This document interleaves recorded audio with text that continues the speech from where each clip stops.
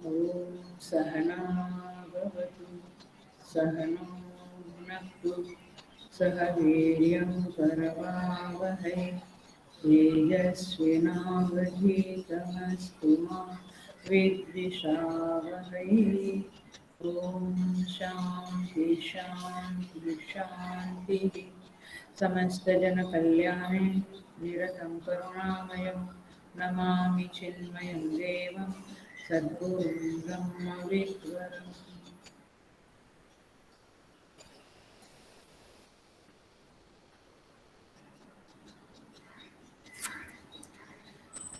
Okay,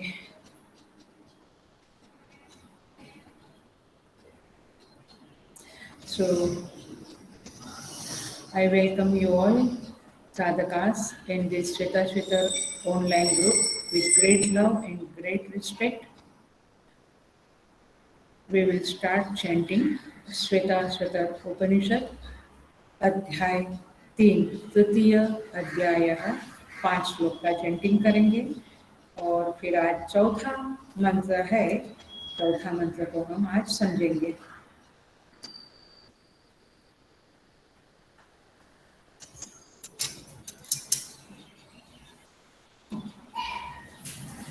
य एको जालवान् ईशते ईशनिर्भिः सर्वान् लोकान् ईशते ईशनिभिः य एवैक उद्भवे सम्भवे च य एतद्विदुः अमृतास्ते भवन्ति एको हि रुद्रो न द्वितीयायतस्तुः य इमान् लोकान् ईशते ईशनीभिः प्रत्यञ्जनास्तिष्ठति सञ्चितोचान्तकाले संसृत्य विश्वा भुवनानि गोपाः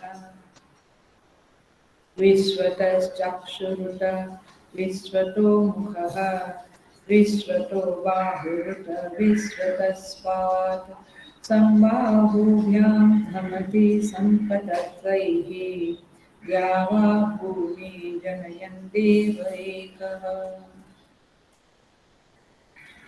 यो देवानां प्रभवश्च उद्भवश्च विश्वाधिपो रुद्रो महर्षिः हिरण्यगर्भं जनयामास पूर्वं स नो बुद्ध्या शुभया संयुनक्तु या ते रुद्रशिवा तनूरघोरा पापकाशिनी तया नस्तनुवा शन्तमया गिरिशन्ताभिजाकशीः नमो यानि सुन्दगिरिशन्तहस्ते बिभर्ष्यस्तवे शिवां गिरिव्रतां कुरु मां विगुंसि पुरुषं जगत्।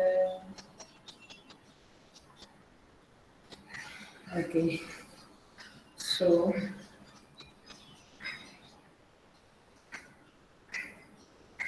4 नंबर का मंत्र है हमारा आज। पिछला मंत्र में हमने कहा था आशा गोरे और विजया कुलकर्णी को धन्यवाद, बाद में बात करें। पिछले क्लास में for writing there comments and speaking their comments in Shweta Shweta online group about the last प्रश्न। तीसरे मंत्र में कहा था विश्वतः चक्षुरुत विश्वतो मुखो, उस परमात्मा के सब और आँख है, सब और मुख है, सब और बाहु है और सब और पैर है।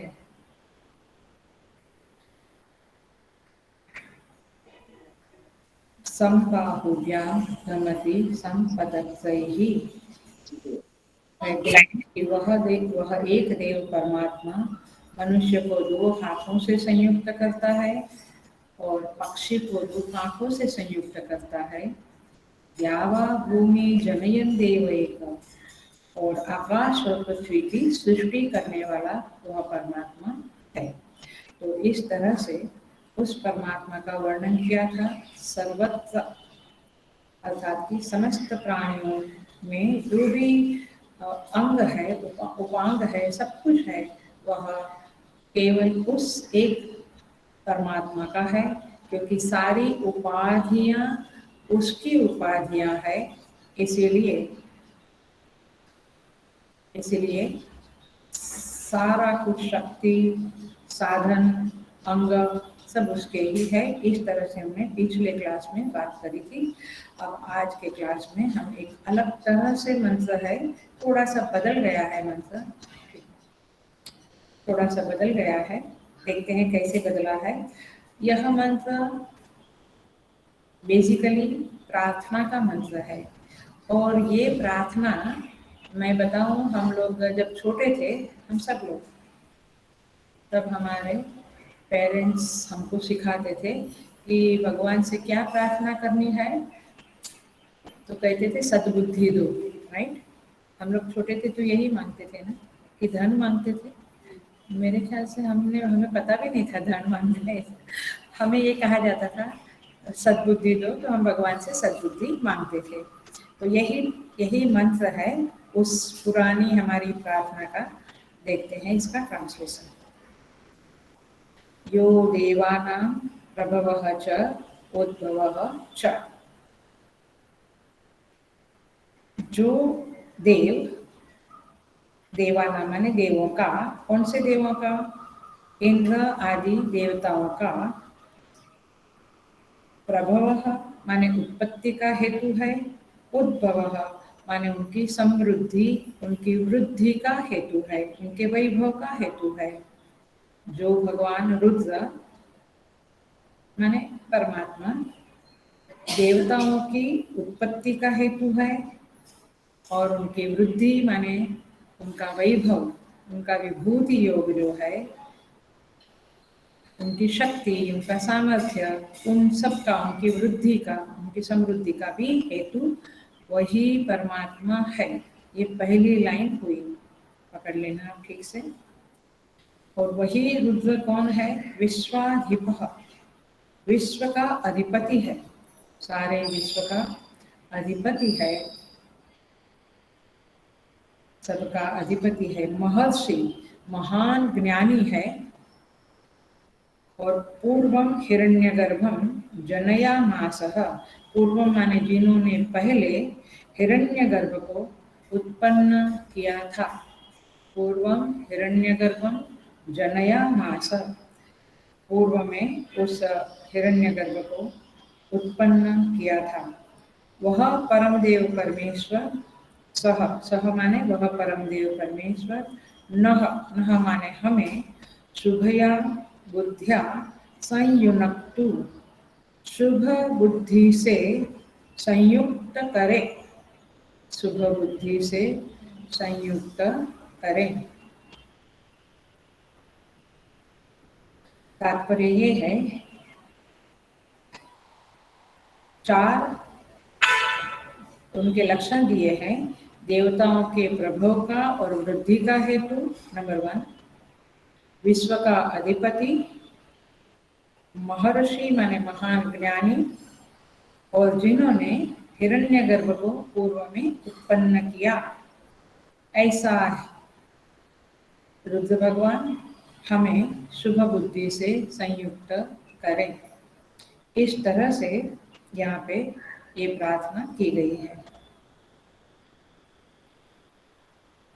अब देखें इसका अर्थ देखते हैं। लेकिन मैं जो आपको पॉइंट आउट करूंगी वो मंत्र देखिए।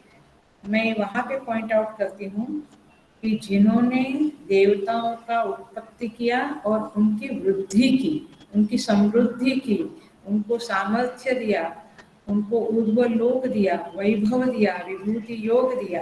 ये एक वाक्य पकड़ के रखो। और दूसरा वाक्य है, वह परमात्मा हमें शुभ बुद्धि से संयुक्त करें। वह परमात्मा हमें शुभ बुद्धि से संयुक्त करें। आप पकड़ लेना ये दो बातों को। बीच की बातें तो टाइटल है भगवान के, माने लक्षण है परमात्मा के, विश्व के अधिपति, महान ज्ञानी, हिरण्यगर्भ को उत्पन्न करने वाले वगैरह। लेकिन ये दो वाक्य में आपको क्लिक होना चाहिए यहाँ पे ऋषि श्वेता श्वेतर का ऋषि ऐसा कहता है कि देवताओं को तो आपने विभूति योग दिया, वैभव दिया, लेकिन क्या, लेकिन मुझे, हाँ, मुझे वैभव नहीं चाहिए। मुझे क्या चाहिए? शुभ बुद्धि से, सद्बुद्धि से युक्त करो। देखिए आइए, ये पिकअप किया आपने, ये मंत्र में एक बात पिकअप की, पकड़ में आई। ऐसा क्यों लिखा देवताओं का प्रभवश्च उद्भवश्च? क्योंकि ये इंगित करते हैं कि प्रभु आप उनको जो दिया है वो हमारी दृष्टि में नहीं है, वो हमारी दृष्टि में कुछ नहीं है, हमें वो नहीं चाहिए। हमें क्या चाहिए? शुभ बुद्धि चाहिए। आया, पकड़ में आया? तो इसलिए पहली लाइन में ऋषि ने कहा है कि देवताओं की वृद्धि के हेतु है आप, देवताओं को आप समृद्धि वैभव सब दिया है, लेकिन हमें क्या करें आप? शुभया बुद्धिया संयुक्तु, शुभ बुद्धि से संयुक्त करें। तो इस तरह से यहाँ पे परमात्मा से प्रार्थना की गई है। द बेस्ट प्रार्थना in the world, the best prayer in the world for समष्टि, फॉर व्यष्टि। हमें भी शुभ बुद्धि से संयुक्त करें, और नह माने हमें, माने हम लोगों को, तो हम लोगों में समष्टि भी आई और हम भी माने स्वयं भी आए।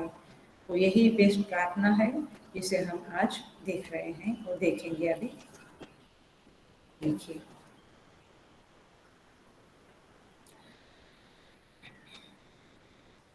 सबसे पहले हम ये शब्द को जरा समझें, क्योंकि बचपन से हम लोग कहते आए थे कि शुभ बुद्धि, सद्बुद्धि, सद्बुद्धि, लेकिन मुझे लगता है हमें क्लैरिटी नहीं थी कि सद्बुद्धि माने क्या है। खाली एक माता पिता सिखाया करके हम लोग बोल रहे थे। तो तात्पर्य ये है, शुभ बुद्धि माने, शुभ बुद्धि का अर्थ होता है ब्रह्म ज्ञान रूपी बुद्धि, ब्रह्माकारित बुद्धि, माने ब्रह्माकार बुद्धि। शुभ बुद्धि माने ऐसे ही शुभ बुद्धि नहीं, शुभ बुद्धि माने ब्रह्माकार बुद्धि, ब्रह्म ज्ञान की बुद्धि, माने जिस बुद्धि में ब्रह्म ज्ञान पैदा हो सके, अवतरित हो सके, दैट्स अ बेटर वर्ड, उस प्रकार की बुद्धि हमें दीजिए। ये इसका अर्थ है, शुभ बुद्धि का यही अर्थ है। सो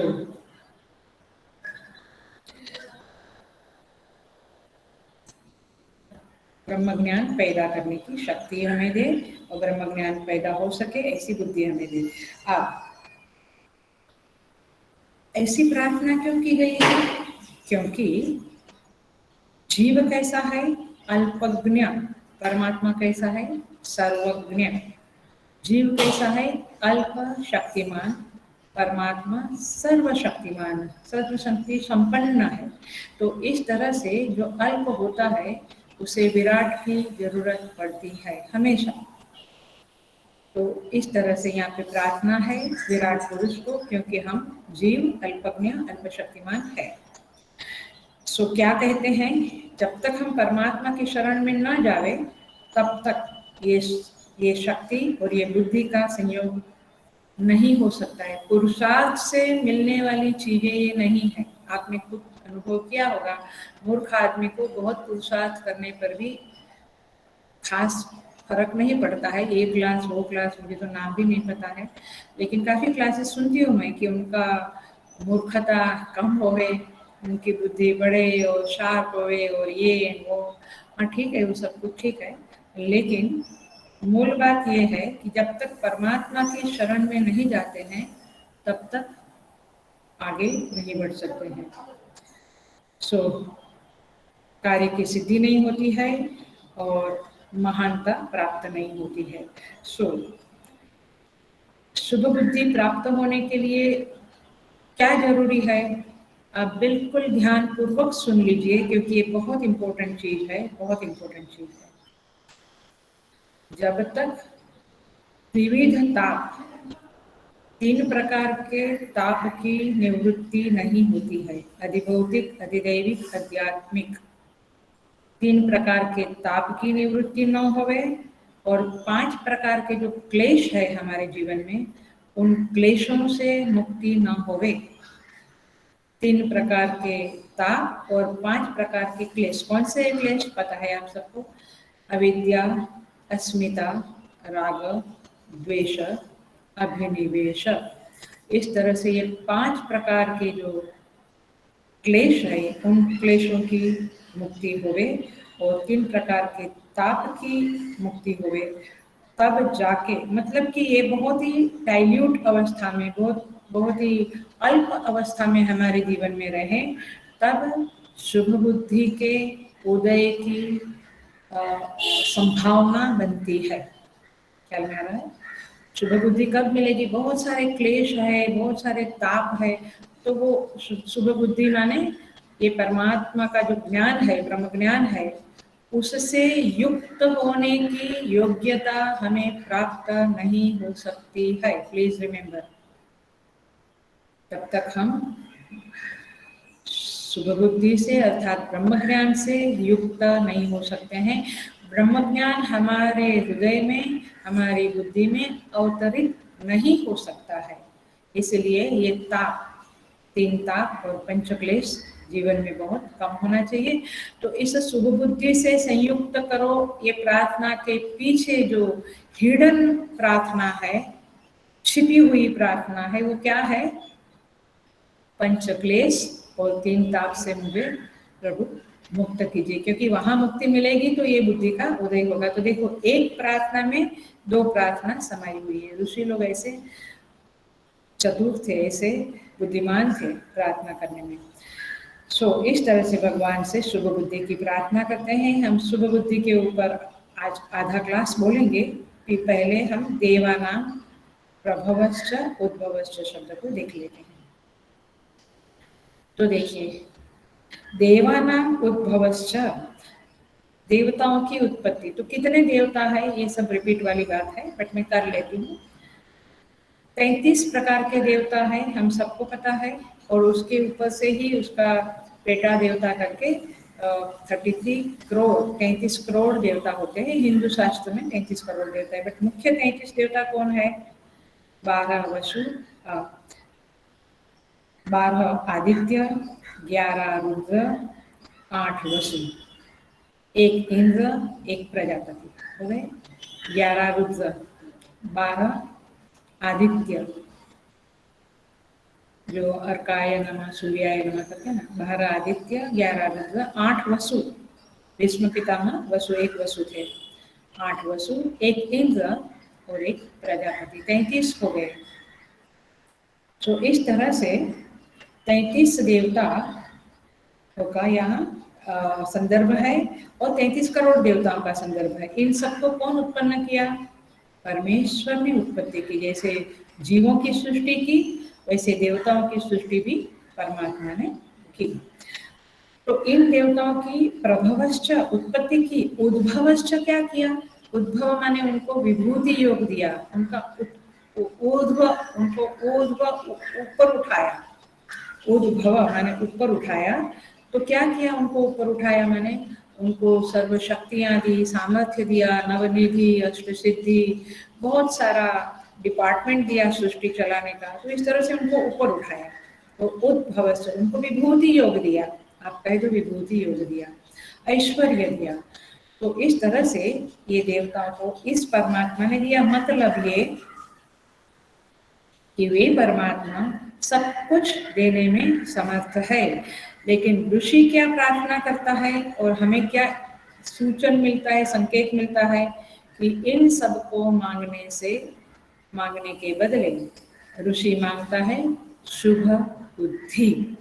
तो इसलिए ये देवताओं को तो वैभव दिया। लेकिन देवता कौन बन सकता है? आप जरा सा ध्यान रखना, क्योंकि आपको देवता बनना है और सामर्थ्य चाहिए, विभूति चाहिए, लग्जरी चाहिए, या फिर शुभ बुद्धि चाहिए। क्योंकि जितना पुण्य मिलेगा, मैं बार बार ये कहती हूँ, एंड आई बिलीव इट, कि जितना पुण्य आपका सत्कर्म से बनेगा, उस पुण्य का आप कहाँ इन्वेस्ट करते हैं, उसके आधार पे उस पुण्य का खर्च होगा। आप यदि सामर्थ्य, वैभव, ऐश्वर्य के लिए प्रार्थना करते हैं तो वो वहाँ पे खर्च होगा, इन्वेस्ट होगा, और आप शुभ बुद्धि में डालते हैं तो वहाँ इन्वेस्ट होगा। You be very careful, you be very alert and you decide what you want in the life. हम कहते भी हैं शुभ बुद्धि, लेकिन हम वैभव भी मांगते हैं, तो जरा सा सावधान हो जाइए। आपको क्या चाहिए, आप एग्जैक्टली उसके बारे में सोचिएगा। सो देवता कौन हो सकता है? जो लोग सत्कर्म करते हैं, सात्विक होते हैं। ऊर्ध्वं गच्छन्ति सत्वस्थाः मध्ये तिष्ठन्ति राजसाः जगन्य जगन्यवृत्तिस्था अधो तिष्ठन्ति तामसाः। जगन्य गुणवृत्तिस्था अधो तिष्ठन्ति तामसाः। तो तामसिक वृत्ति वाले लोग नीचे के लोग में जाते हैं, पाताल वगैरह में अथवा नरक वगैरह में, और सात्विक लोग देवता बनते हैं ऊपर ऊपर ऊपर जाके। और मध्य तिष्ठन्ति राजसा, हम मनुष्य लोग राजसिक है, कर्म के पीछे दौड़ने वाले लोग हैं, हम मध्य में हैं। सो इस तरह से सत्वगुण बढ़ता है। कैसे? धर्म करने से सत्वगुण बढ़ता है। आप पाठ करो, पूजा करो, दान करो, स्वाध्याय करो, धर्म बढ़ेगा। तो धर्म बढ़ेगा, सत्व बढ़ेगा तो देवता योनि में जाएंगे, नहीं तो सब कुछ बीच बीच में है तो मनुष्य योनि, और नहीं है तो अधर्म है तो तामसिक योनि में जाएंगे। अब जरा सा देखते हैं, ये जो धर्म होता है ना, ये 2 प्रकार का होता है।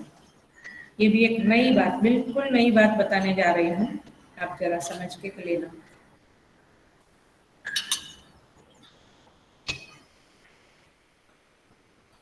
धर्म 2 प्रकार का होता है, एक तो बाह्य धर्म और एक आंतरिक धर्म। बाहर की जो क्रियाएं हैं, यज्ञ, तप, दान, जप, पूजा, स्वाध्याय, ये सब को बोलते हैं बाह्य धर्म, उससे बाह्य धर्म उत्पन्न होता है। लेकिन बी अटेंटिव, लेकिन जो ईश्वर का या इष्ट देवता का सात्विक ध्यान है, जो ध्यान है ईश्वर का या गुरु का या इष्ट देवता का, वह जो ध्यान है वो मानसिक क्रिया है, और उससे अंतः धर्म की उत्पत्ति होती है। बाकी के जो कार्य है अपने पूजा पाठ, जप, तप, दान वगैरह, यज्ञ, उससे किसकी उत्पत्ति होती है? बाह्य धर्म की। और ध्यान करने से, मेडिटेशन, आंतरिक धर्म की उत्पत्ति होती है। तो आप मैंने बिजनेस करने वाले लोग बिजनेस को समझते हैं, मेडिकल वाले लोग अपना मेडिसिन है, अपना शरीर का सब कुछ है उसको समझते हैं। हम लोग ही एक मजेदार है कि धर्म तो करना है, भगवान का पाना है, भगवान को पूजना है, आराधना करना है, लेकिन उसका साइंस, उसके पीछे के रहस्य, सीक्रेट कुछ समझना नहीं है, जानना नहीं है, नहीं स्वाध्याय नहीं करना है, हमें सत्संग नहीं करना है। सत्संग करने से ही ये चीजें मालूम पड़ेगी, then you will be the best आराधक, बेस्ट पूजक, फिर आप बेस्ट भक्त बन सकते हैं। तो इसीलिए इसमें भी सोच समझ के करना होता है। तो 2 प्रकार से धर्म उत्पन्न होता है, बाह्य सत्कर्म से और आंतरिक ध्यान से धर्म की उत्पत्ति होती है। आप सात्विक बनते हैं और फिर आपको ऊर्ध्वलोक में स्थान मिलता है, अथवा कहो कि देवत्व की प्राप्ति होती है। इसीलिए समझ के करिएगा, नहीं तो हम कहते हैं कभी कभी हम तो केवल जप करते हैं, नहीं तो हम तो केवल ध्यान करते हैं, ऐसे नहीं, सब समझ के करिएगा। सुनिए, अब ये जो बाहर का धर्म और अंतर का धर्म उत्पन्न हुआ, माने धर्म की उत्पत्ति हुई, सात्विक बने तो ऊपर के लोक में जाएंगे। आपको पता है ऊपर के लोग, थोड़ा रिपीटेशन है आज, ऊपर के लोक है भूर्भुव, ये अपने 2 लोक है, पृथ्वी लोक और अंतरिक्ष लोक। उसके बाद महा, जन, तप, सत्यम, माने कितने लोग है? महा, जन, तप, सुवह माने स्वर्गलोक, सुवह भूर्भुव छोड़ दो, सुवह, जन, तप, महा, सत्यम, ये लोग एक के बाद एक ऊपर के लोग हैं, उसमें अपने को स्थान मिलता है। लेकिन वो देवताओं के लोक है। केवल जो सत्य लोक है वह ब्रह्मलोक कहलाता है, और वहीं पर एक पॉसिबिलिटी है मोक्ष की, जो ये शुभ बुद्धि वाली बात है वो वहां पर है। बाकी के लोक में तो आनंद मंगल माने वैभव सामर्थ्य, ऐसा सब कुछ है। तो जैसा जैसा आपका साधना, जैसे जैसे आपका बाह्य धर्म और आंतरिक धर्म की उत्पत्ति, वैसे वैसे आप ऊपर ऊपर के लोक में जा सकते हैं। Is it very clear? So और लेकिन ये सभी लोग किसने बनाए हैं? परमात्मा ने बनाए हैं। जैसे तिल में तेल छिपा है, लकड़े में अग्नि छिपी है, वैसे परमात्मा सभी लोक में और सभी प्राणियों में व्याप्त है, अंदर अंतर्यामी होकर और बाहर व्यापक रूप में परमात्मा विराजमान है। और इसलिए ऐसे जो 7 लोक है, वैसा एक ब्रह्मांड हुआ, ऐसे अनंत कोटि ब्रह्मांड है, इसलिए उसको क्या बोलते हैं हम? अनंत कोटि ब्रह्मांड नायक जय जय जय करते हैं। सो इस तरह से ये 2 प्रकार के धर्म हुए और देवता की उत्पत्ति हुई, देवता की वृद्धि हुई, इस तरह से देवता की वृद्धि हुई। मैं यहाँ पे जो इंगित करना, संकेत करना चाहती हूँ वो ये है कि we have to be, with respect to this mantra, we have to be extremely clear and alert कि हम क्या चाहते हैं। हम यदि सात्विक गुण अपनावे, धर्म हमारे जीवन में उत्पन्न हुए, आंतरिक धर्म, बाह्य धर्म, लेकिन आखिर हमारा गंतव्य क्या हमने डिसाइड किया है? हमें क्या चाहिए? यदि हम कहेंगे भगवान ये चाहिए वो चाहिए, जगत की चीजें, या आगे चल के भोग वैभव माने स्वर्गलोक में जो सारा कुछ है, सामर्थ्य है, शक्ति है, वो सब चाहिए, परमात्मा देंगे। लेकिन ये मंत्र बताता है कि वो सबके लिए प्रार्थना करने की बजाय शुभ बुद्धि के लिए आप प्रार्थना करें। इट इज मोर क्या बोलेंगे, मोर बेनिफिशियल, मोर फायदाकारक है, आपका लाभ के लिए। तो इस तरह से यहाँ बातें होती है। क्योंकि देखिए क्या होता है कि जब आपके पास ये सब चीजें आती है, पंचभूत के ऊपर आपका वश हो जाता है, प्रकृति के ऊपर योगियों का वश होता है, इंद्रियों के ऊपर वश हुआ, अंतःकरण के ऊपर वश हुआ, मैंने सब कुछ आपके कंट्रोल में है, देवताओं के कंट्रोल में है। उस स्थिति में आप जाने तो भी उस लोक से वापस आना होता है। आ ब्रह्म भुवनालोकाः पुनरावर्तिनोऽर्जुन मामोपेत्य तु कौन्तेय पुनर्जन्म न विद्यते। देखो ये बड़ा इंपॉर्टेंट श्लोक है, गीता के 8वें अध्याय का 16वां नंबर का श्लोक। क्या कहते हैं भगवान यहाँ पर? आ ब्रह्म भुवनालोकाः पुनरावर्तिनोऽर्जुन, सारे लोके भूर्भुवः स्वः मह जन तप तक सत्यलोक नहीं, ये 6 के 6 लोक में से पुनरावर्तिनो है, वापस आना पड़ता है, भोग करके सारा कुछ सामर्थ्य प्राप्त करके। जब आपका लिमिट खत्म होता है तो आपको, जैसे यहाँ पे एक पोजीशन में आप बैठे हैं, एक चेयर में बैठे हैं, कुछ साल बाद आपको रिटायर्ड होना पड़ता है, वैसे ही।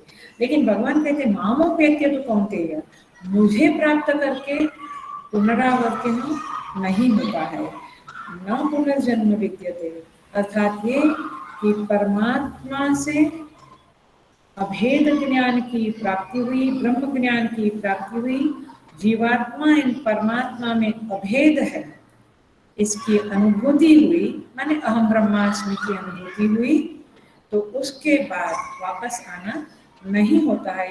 अन्यथा क्षीणे पुण्य मर्त्यलोके विशन्ति, तो इस तरह से वापस आना होता है। इसीलिए शुभ बुद्धि अर्थात जीवात्मा और परमात्मा में जो अभेद ज्ञान है, अथवा मोक्ष कहो, अथवा ब्रह्म ज्ञान कहो, अथवा ब्रह्माकार वृत्ति कहो, इससे आप युक्त होंगे, उससे आप जुड़ेंगे।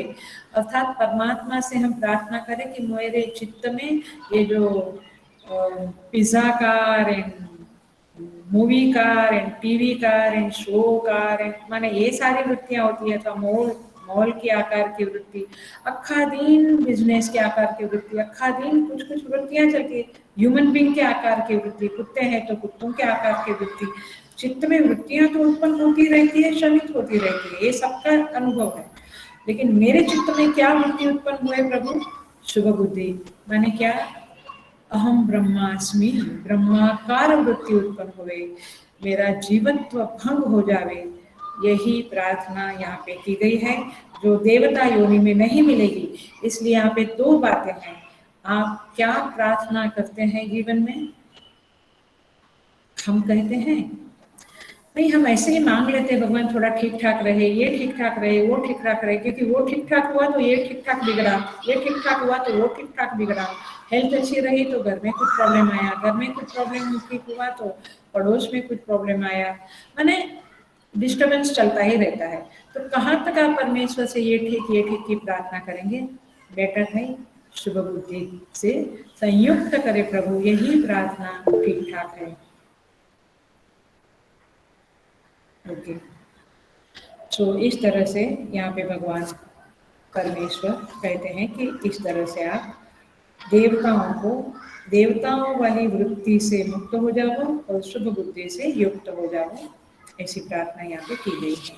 आगे बढ़ते हैं यहाँ, देखिए अब हम आते हैं शुभ बुद्धि माने क्या, इसके ऊपर हम आते हैं।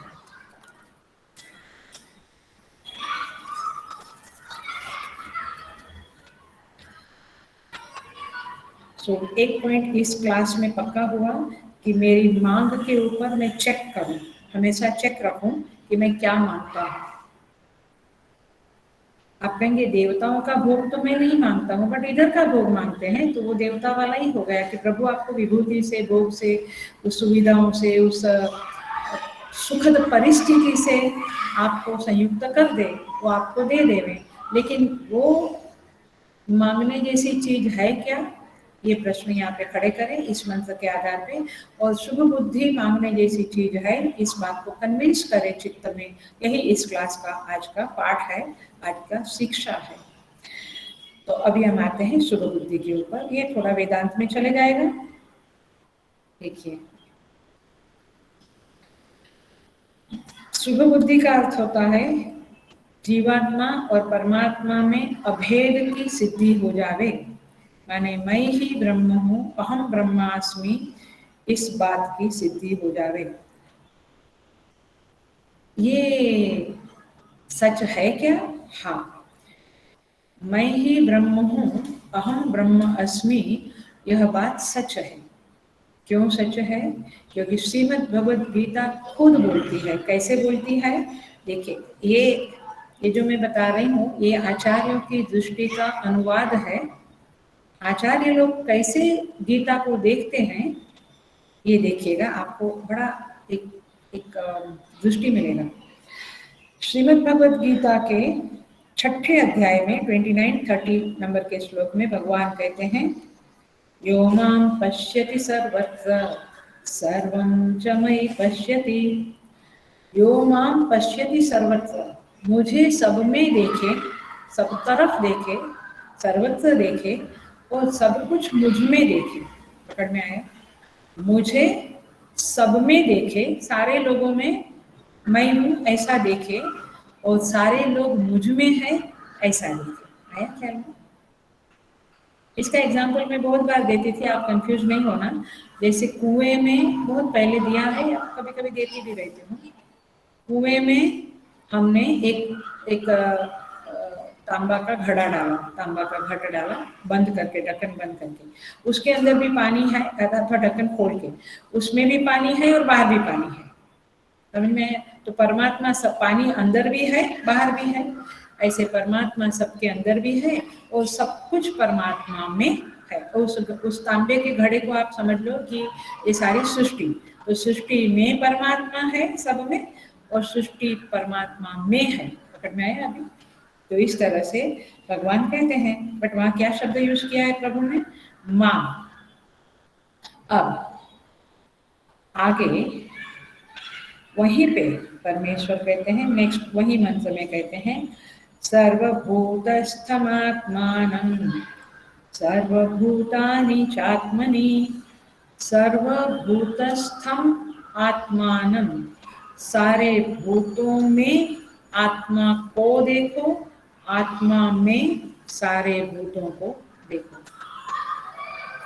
समझने वाले पकड़ लेंगे, और पकड़ना ही पड़ेगा, क्योंकि गीता ऐसे नहीं गाई जाती है, ऐसे नहीं समझी जाती है ऊपर ऊपर से। कई बार मुझे भी लोग समझाते हैं, कि गीता में ये लिखा है वो लिखा है, लेकिन वो ठीक है, वो ऊपर ऊपर का ठीक है, लेकिन अंदर का समझना पड़ेगा। तो देखो यहाँ क्या कहते हैं, सारे भूत आत्मा में देखो, माने मेरी आत्मा में, मुझ में सारे भूत समाये हुए हैं और मैं सारे भूतों में समाया हुआ हूँ। ऐसा आत्मा माने आत्मा सारे भूतों में है और सारे भूत आत्मा में है। तो क्या समझ में आया आपको?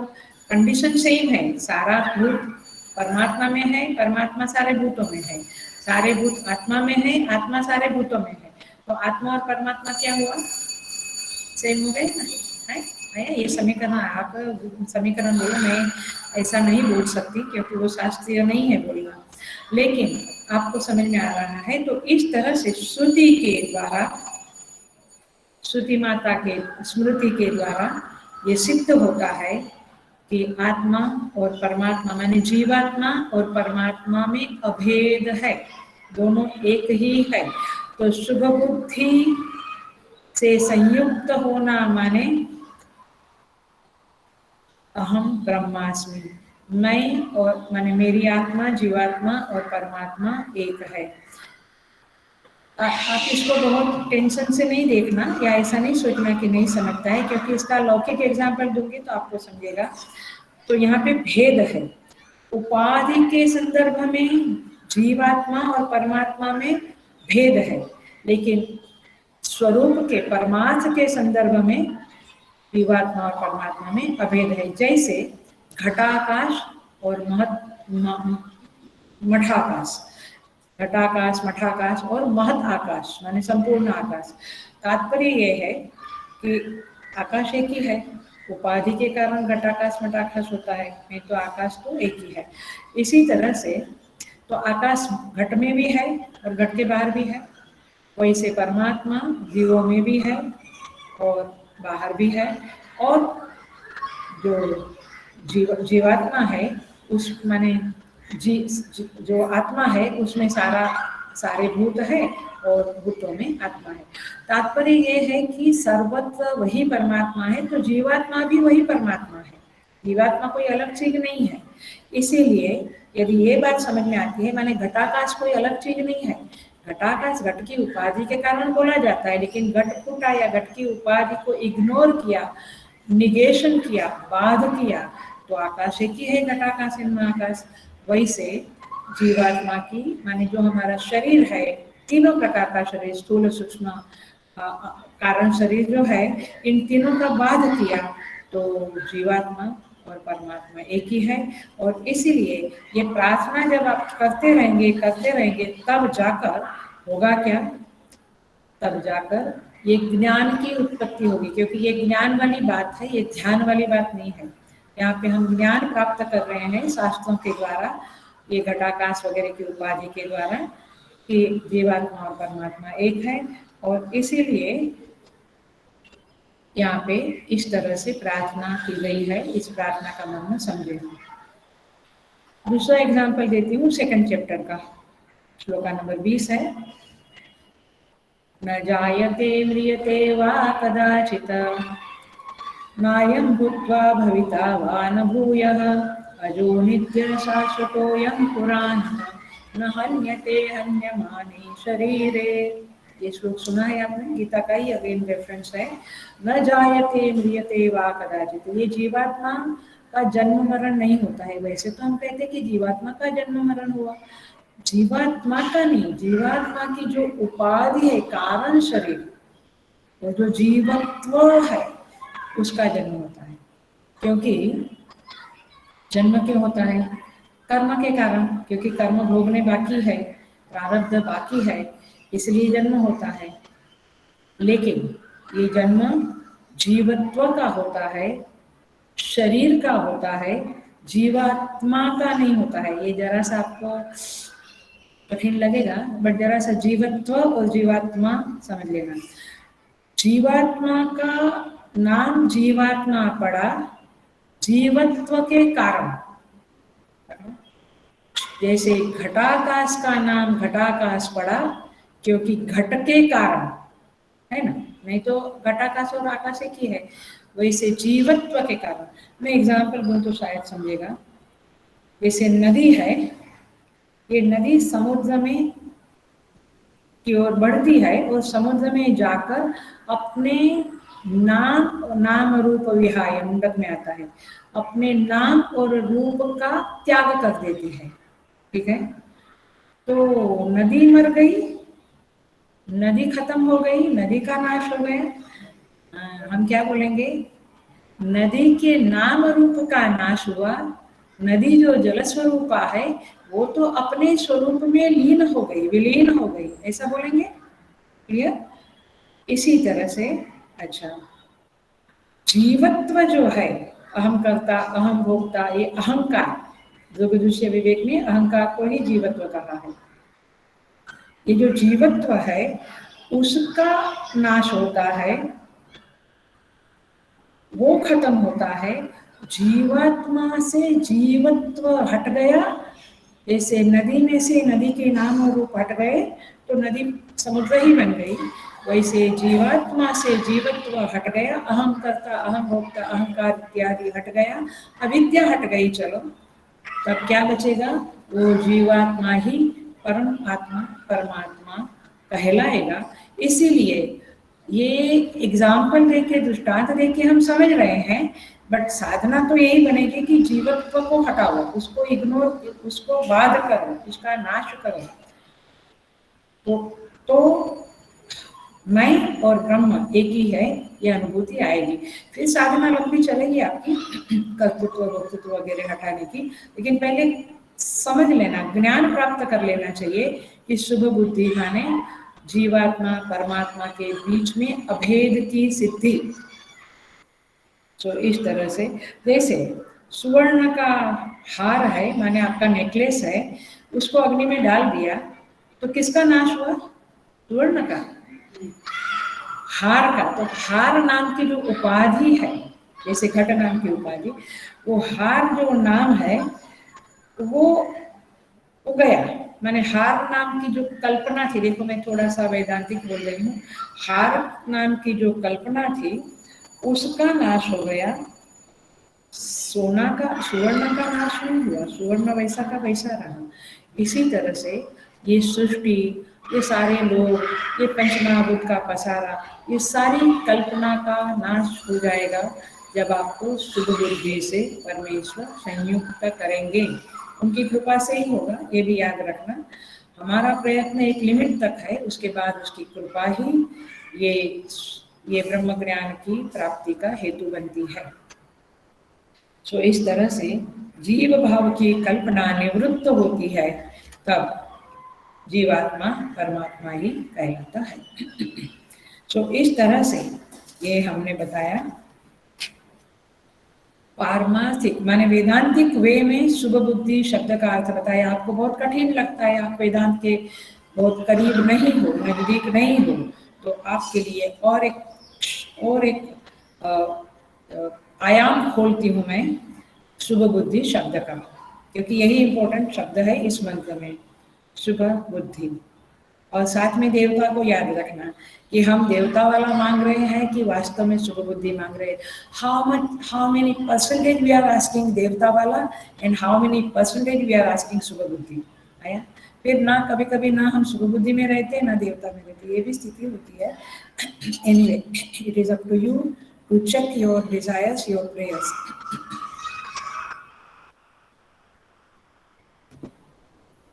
तो अब देखते हैं कि व्यवहार में, माने जब तक हम अज्ञानी है, वेदांत का हमारा बहुत अभ्यास नहीं है, वेदांत की साधना नहीं है, तो व्यवहार में शुभ बुद्धि माने क्या। मैं आपको एकदम सिंपल बोलूंगी, लौकिक वाला, तो आपका जो ये व्हाट्सएप मैसेजेस आते हैं ना कि आप हायर माने पॉजिटिव थिंकिंग करिए, ये पॉजिटिव थिंकिंग, लेकिन कैसे, ये हम जरा सा देखते हैं कैसे बोलते हैं शास्त्र में। देखिए कहते हैं कि पॉजिटिव थिंकिंग, ये आप लोगों का पॉजिटिव थिंकिंग सिचुएशन के, व्यक्ति के संदर्भ में है, लेकिन शास्त्र में यदि पॉजिटिव थिंकिंग शब्द को आप इंट्रोड्यूस करना चाहते हैं तो कैसे इंट्रोड्यूस करेंगे। तो ये है कि आप ऐसा प्रश्न करेंगे कि ब्रह्म ब्रह्म बोलने से क्या ब्रह्म हो जाते हैं, तो आपको रेफरेंस देती हूँ मैं पंचदशी का। पंचदशी ग्रंथ हमारा वाशी में चल रहा था। पंचदशी ग्रंथ में ध्यान दीप में क्या कहते हैं, देखिए मूल बात यह है कि उच्च भावना करो, भावना उच्च करो। पॉजिटिव थिंकिंग माने अहम ब्रह्मास्मि की भावना, यही पॉजिटिव थिंकिंग है। देखिए, अथवा मैं महान हूँ, मैं उस परमात्मा का सेवक हूँ, मैं परमात्मा मेरे माता पिता है, परमात्मा मेरा सखा है, मेरा भाई है, मेरा प्रियतम है, मेरे पति है, स्वामी है। ऐसी ऊंची भावना उच्च भावना करने से भी शुभ बुद्धि से संयुक्त होना कहलाएगा। है क्या?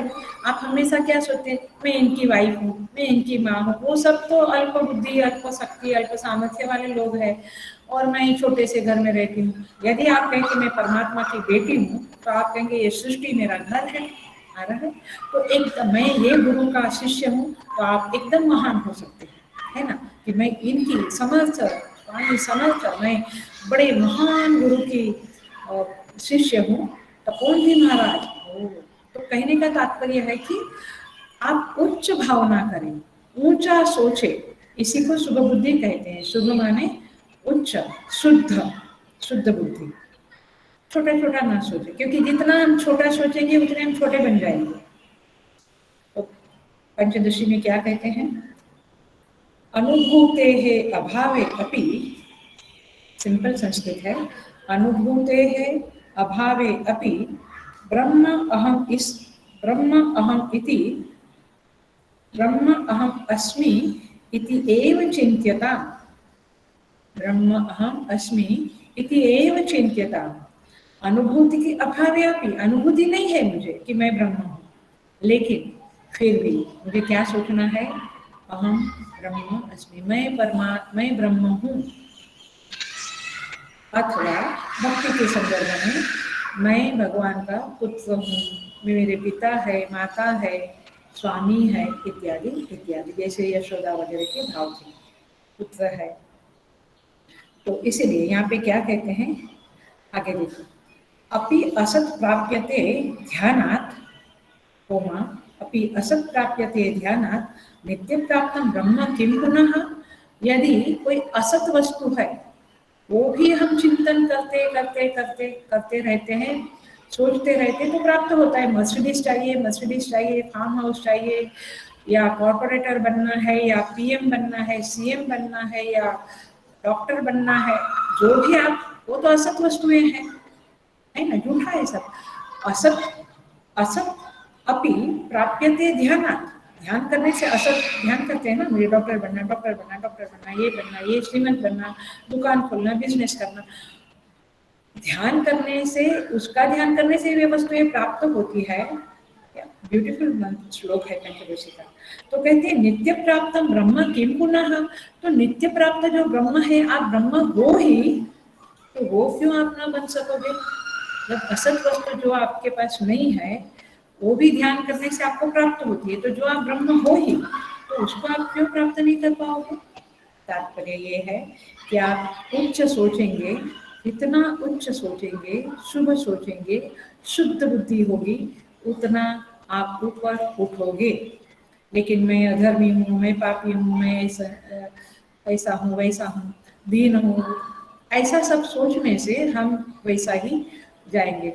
माने जैसी हमारी सोच वैसे हमारी, आपकी भाषा में बोलो तो वैसी हमारी एनर्जी बनेगी, वैसा हमारा ओरा बनेगा, और फिर हम उधर ही घूमते रहेंगे।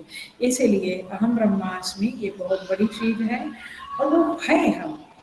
ऐसा नहीं कि हम स्वयं ब्रह्म है, ये तो भूल गए हैं, तो ये स्मरण दिलाना है, विस्मृति को हमें स्मृति दिलानी है कि मैं ब्रह्म हूँ। तो इस तरह से ब्रह्म की भावना निरंतर करते रहना है, ये भी शुभ बुद्धि से युक्त करना है। प्रभु यदि मुझे वो ज्ञान नहीं होता है, क्या ज्ञान, जीवात्मा और परमात्मा में अभेद है, उस ज्ञान की प्राप्ति करने के लिए चाहिए श्रवण, मनन, निधिध्यासन। यदि आपको वो नहीं हो रहा है, श्रवण मनन निधिध्यासन, तो फिर आप ध्यान करो। आप समझ रहे हैं, नॉलेज एंड मेडिटेशन, ये दो बातें मैं कह रही हूँ। नॉलेज में ज्ञान प्राप्त करके अभेद सिद्धि करना है, और ध्यान में ध्यान करना है कि मुझे ये, मैं अहम ब्रह्मा, अथवा मैं भक्त हूँ भगवान का, मैं गुरु का चिन्मय मिशन में चिन्मयानंद जी महाराज का मेरे गुरु है, उनका मैं शिष्य हूँ, हाउ आई शुड बिहेव। तो आपको इस तरह से थोड़ा ऊपर उठने की ताकत मिलेगी, सामर्थ्य मिलेगा। तो इसलिए भावना उच्च बने, यही शुभ बुद्धि का अंडरस्टैंडिंग है। और इसी को गीता में कहते हैं भगवान श्री कृष्ण। इसके लिए भी जरूरत है, जैसे वहां श्रवण मनन निधिध्यासन की जरूरत है, वैसे यहाँ पे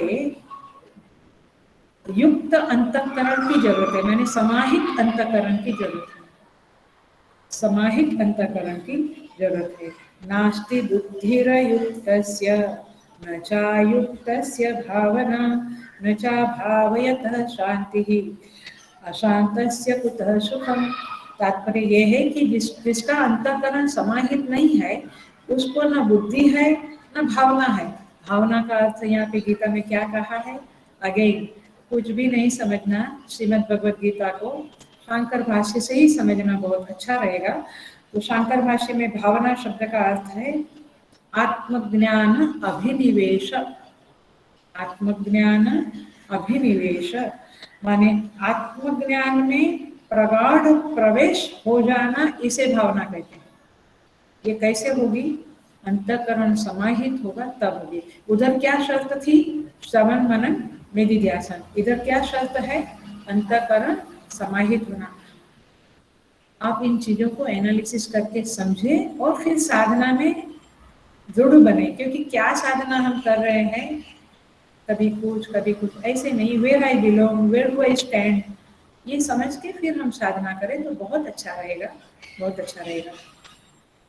तो जो समाहित अंतःकरण है, शांत अंतःकरण हुआ है, जिसका योगी है, योग प्राप्त है, ऐसे लोग इस तरह से भावना करें और फिर शुभ बुद्धि से संयुक्त हो गए।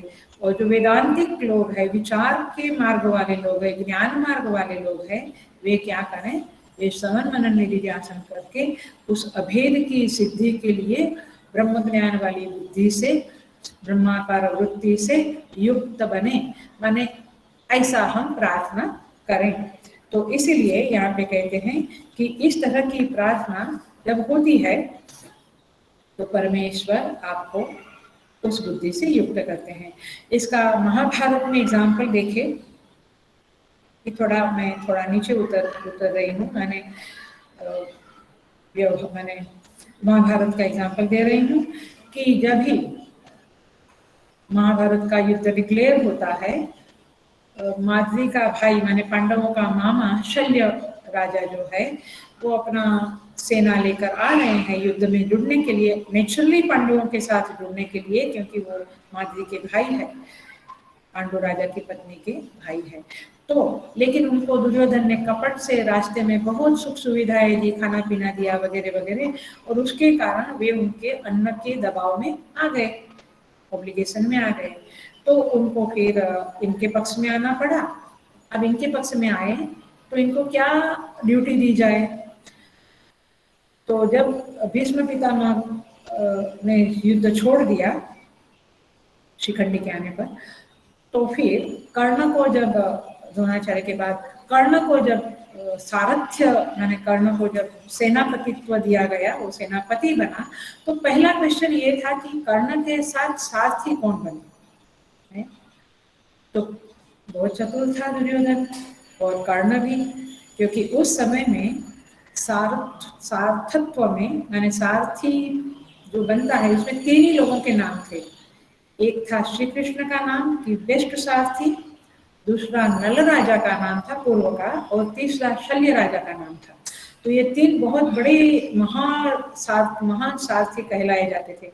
तो कर्ण ने कहा कि मुझे तो शल्य राजा ही सारथी के रूप में चाहिए। अब दुर्योधन ने उनको प्रार्थना किया कि आप सारथी बनो। बोले मैं शूद्र पुत्र का सारथी बनूं, आप मेरी इज्जत कहाँ डाल रहे हो। बट दुर्योधन बड़ा चतुर था। दुर्योधन ने कहा आप ये तो समझिए कि अर्जुन के साथ ही श्री कृष्ण है और अर्जुन और कर्ण दोनों महारथी है, तो आप कृष्ण की कंपैरिजन में है, तुलना में है, तो आपका तो ये डिग्निटी है, आपका तो ये मान है कि आप कर्ण के साथ ही बन रहे हैं। अब वे कुछ बोल नहीं पाए, लेकिन उन्होंने एक शर्त रखा कि मैं साथ ही बनूंगा, लेकिन मैं कर्ण को कुछ भी कहता रहूंगा, वो उसको सहना पड़ेगा, क्योंकि आखिर वो भी तो पांडवों के प्रति प्यार करने वाले थे, प्रीति करने वाले थे। अंदर से तो उनको पांडवों से ही फीलिंग्स था ना, अपनापन था। तो उन्होंने पूरे समय जब तक कर्ण सेनापति था, उनको बार बार उनके अंतःकरण को नीचे लाने की कोशिश करते थे, माने उसकी भावना को उच्च करने के बदले नीचे। नहीं तो सारथी का कर्तव्य है कि जो रथी है उसको बहुत उत्साह देवे, लेकिन वो उसको निरुत्साह करते थे, बार बार कहते थे तू सूत पुत्र हो, तुम कहाँ अर्जुन के कंपैरिजन में, अर्जुन के साथ ही श्री कृष्ण है, तुम्हारा कहाँ कुछ है। ऐसा करके उनको बोल बोल कर वाणी के बाण डाल डाल के उसको एकदम डिस्टर्ब कर देते थे। और ये महान कर्ण जो अर्जुन के कंपैरिजन में था या उससे ज्यादा था, लेकिन उसको इतना निरुत्साहित करते थे, उसकी आत्मा को इतना नीचा कर डालते थे कि आखिर वो युद्ध हार जाता है। और उस तरफ श्री कृष्ण अर्जुन को इतना प्रोत्साहित करते थे और इतना उसको बड़प्पन दिखाते थे कि तुमने शिव जी के साथ गांडीव प्राप्त किया, वहां युद्ध किया, यहाँ युद्ध किया, तुमने वहां विजय, इंद्र के साथ, अप्सरा के साथ विजय प्राप्त किया, इत्यादि इत्यादि करके उसको उत्साह बढ़ाते थे। तो इस तरह से या इस कहानी में बहुत सारी आपके साइकोलॉजी के जो क्लासेस चलते होंगे ना, इसका भी इस कहानी से बहुत रिलेवेंस है, बहुत संबंध है कि बच्चों को भी आप लोग जो बहुत बार निरुत्साह करते हैं वो ना करें वगैरह वगैरह। तात्पर्य यह है उच्च भावना, शुभ बुद्धि से युक्त करें, मैंने उच्च बुद्धि से युक्त करें। हमेशा हमें, मैं बहुत बार कह चुकी हूँ, फिर भी आज कहती हूँ कि मुझे एक उपदेश मिला था, एक आदेश मिला था एक व्यक्ति से कि ऐसी प्रार्थना करनी चाहिए, हे प्रभु आप मुझे मेरा अंत सौंदर्य जो है, मेरी इनर ब्यूटी जो है, उससे